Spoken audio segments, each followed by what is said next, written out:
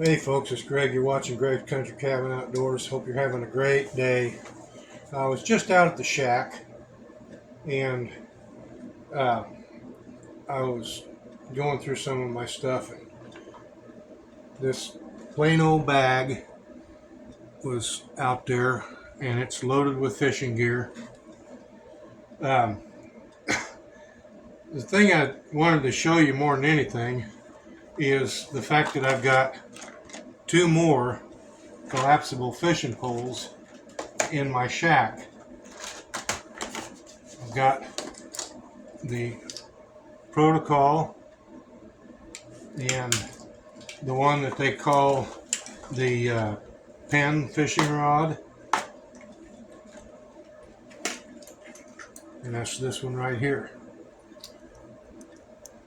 The Protocol and the Penn fishing rod are both the same length. They don't go very far, but they are flexible. They have a real nice action to them, and they are actually pretty sturdy, which surprised me because I reeled in a couple of bass today. Wasn't expecting to. I'll go get those and show them to you real quickly. But the Penn rod fishing pole, and I bought this off of Amazon. It's the most compact fishing rod or pole that I know of that is made. The Protocol is just slightly bigger as far as the case. The rest of it is exactly the same. The rod length is exactly the same. What I don't like about the Penn rod fishing pole is it comes with a cheap, and I'm talking cheap, reel. It's kind of looks like a bait caster, but when you reel it in, the reel ratio is 1-to-1. So every loop, you're just basically re-rolling the string, and it's a waste of time. So what I did is I went online, because your average open face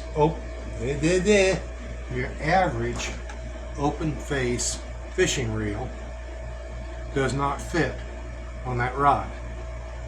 They make a smaller version with the cleats that are shorter and much smaller that actually fit on this. Now this is TF100. Gear ratio is 5.1-to-1. Well, I'm probably not going to be able to see that because it's out of focus. But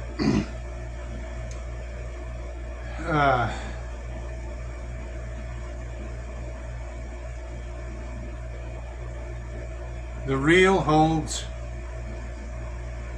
180 yards of 4-pound test, 150 yards of 5-pound test, and 120 yards of 6-pound test. It's a nice reel. It really is. It's great for casting, and I wouldn't trade it for anything else. Let me show you those fish real quick.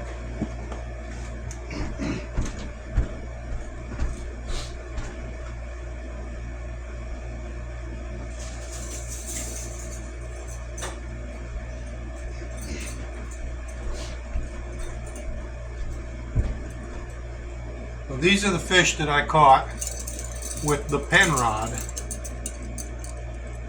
and I was actually surprised. I figured I'd break it. They make a larger Penn rod.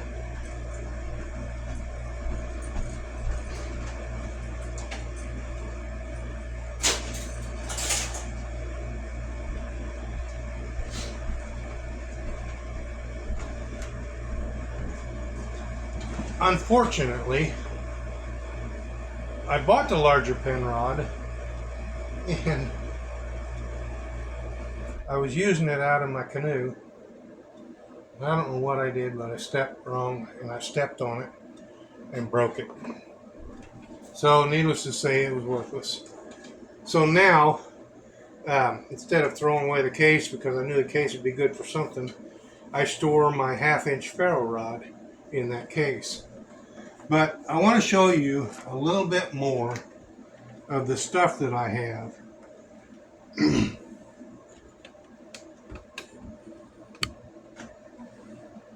I've got several lures. I've got hooks.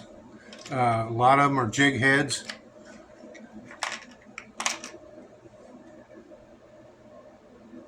I've got circle hooks, red ones. I've got small, little tiny hooks. I've got snap swivels. I've got weights.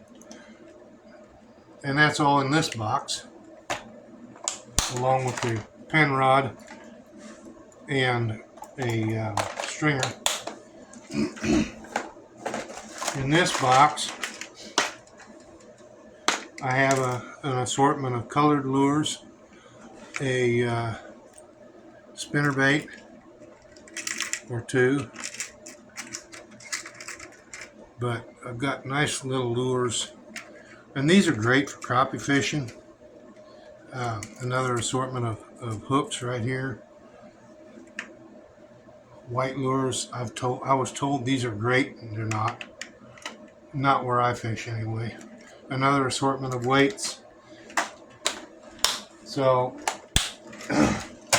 I keep those two boxes in there, and I've got an assortment of jig heads in this box. I'm not going to open it. I don't want to dump them. And then over here, this box was given to me by my daughter's father-in-law, and he's a fly fisherman, and he made all of these flies himself. Didn't charge me a dime, and there's a pretty good assortment of flies in there. I'm not much of a fly fisherman, never have been. Not that I don't want to be, it's just that I just haven't been. So that's what's in this little Plano box. That's been actually sitting out in my ice fishing shack for well over a year. I don't go out there very often, especially in the summer months, because it's way too hot. In the winter months, when I can get out there, the little buddy heater doesn't keep up, so it gets a little too cold for me to be out there. Yeah, I know, I'm a wussy.